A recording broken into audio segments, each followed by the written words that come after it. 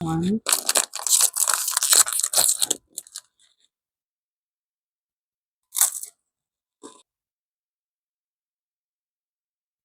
Try ko kahapon.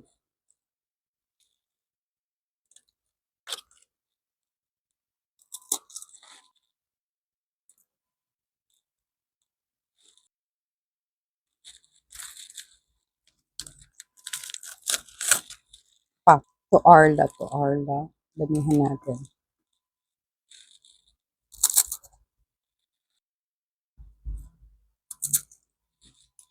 Mm,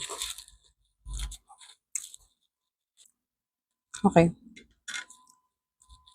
Yung Arla, mas creamy. Yung sa Santis, mas may texture yung cheese niya. Mas buo siya.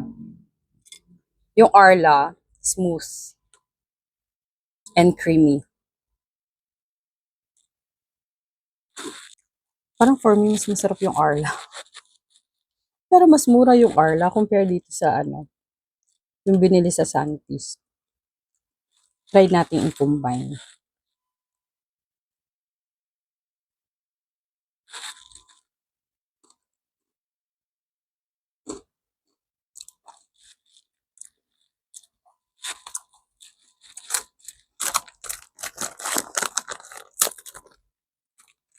Parang masarap siyang i-combine.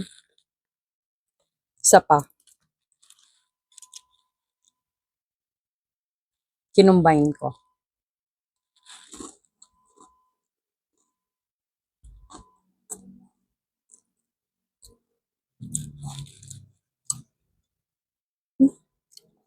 Masarap. Masarap na siya. Pero hindi kagaya nung ibang nagre-reviews na, hindi ko matigilan yung pagkain nito. Sobrang sarap. I can finish it in one sitting. Parang ganon. Ako, hindi naman. Hindi ko siya mauubos in one sitting. Parang okay naman. For me, mas masarap si Arla. Iba yung texture nila.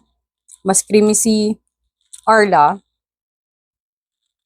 Mas creamy and smooth. Yung sa Santis na binili namin, may texture at saka malalasahan mo talaga yung spices niya. Medyo may pait siya. Tsaka may lasahan ko ulit.